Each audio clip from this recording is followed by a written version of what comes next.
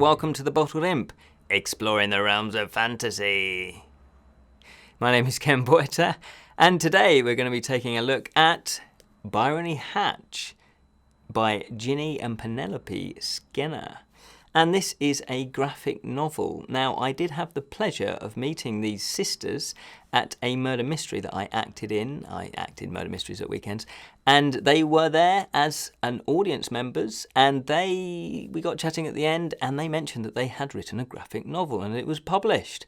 And I thought, yes, this would be perfect, possibly, for the Bottled Imp to review.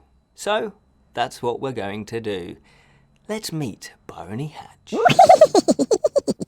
Before we get into the meat of the review, I just want to point out that because I did meet Ginny and Penny at a murder mystery, they sent me the book for free. It's very, very kind of them to do that. And I just want to point out that although I got it for free, I am still going to be honest. And I think that that's really important if you're reviewing anything, because people build up a trust, and I hope that you and me, you fellow imps and myself, we've got a good trust, because if I like something, I will say that. If I dislike something, I will say that. I like to think I'm fairly even-handed. I do try to look for the positives in something, but obviously if something's really, really bad, I'm going to say that. Equally, if it's really, really good, I'll say that.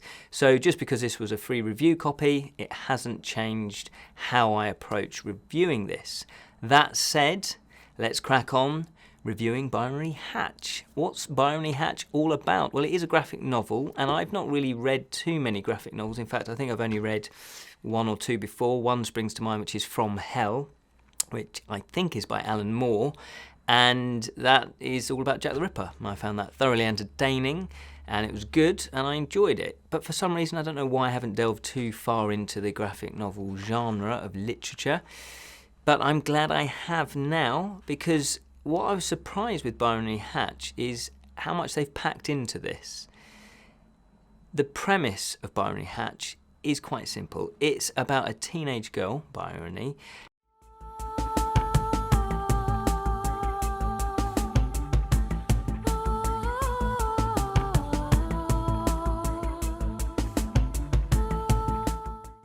who she prefers the fantasy world of books, and one book series in particular is Starling Black. And Starling Black is quite a cool gothic ghost hunting or exorcist, I should say. And she's really cool, and she does magic spells, and she has that whole magic thing going on.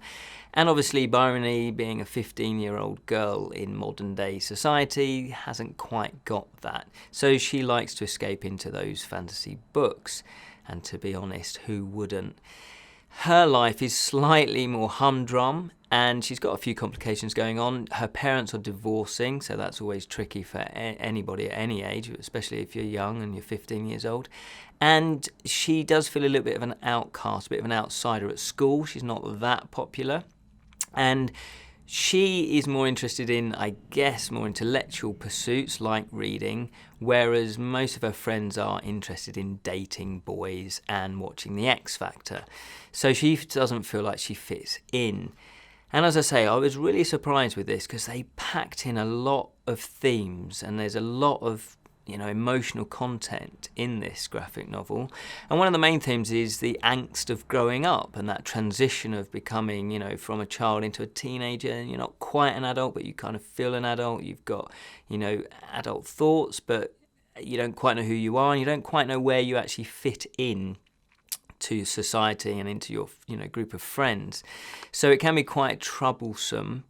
And it's basically how Briony kind of copes with that. And I guess one of the main things is she delves into her reading the fantasy books.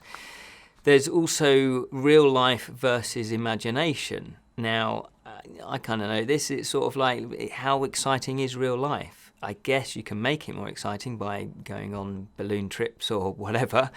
But the normal humdrum life of reality, that can be a bit boring. So if you haven't got a lot of money, I guess books is one way of making your life slightly more interesting. There is, as I say, the theme of being an outsider. And I think a lot of people can identify with that.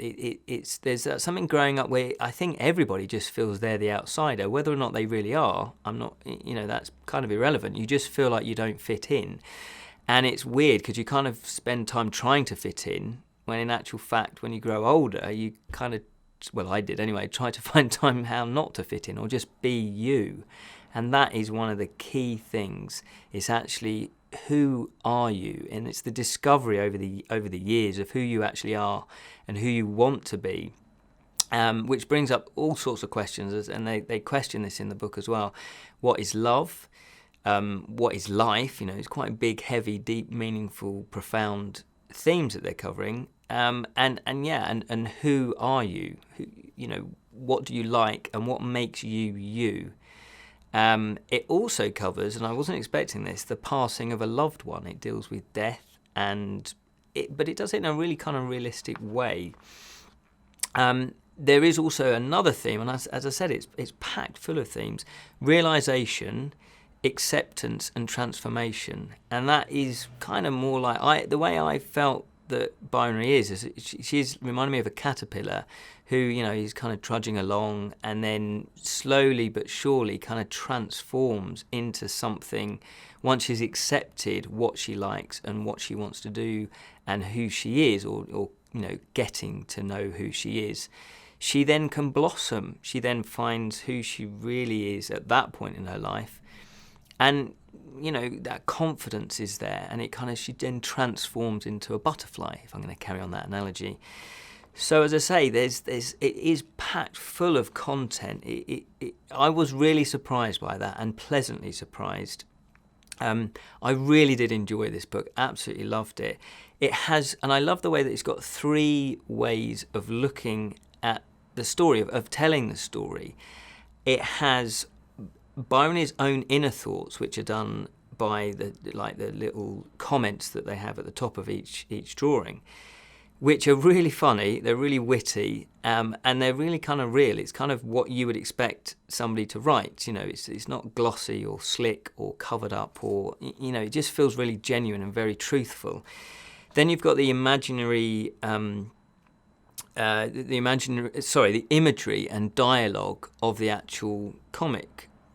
Each panel. So you've got those telling the story. So the illustrations are wonderfully done. They're really wonderfully done by Ginny, and they enhance the story. And sometimes you'll have images that don't have any text on it, but you fully understand exactly what's going on in that panel.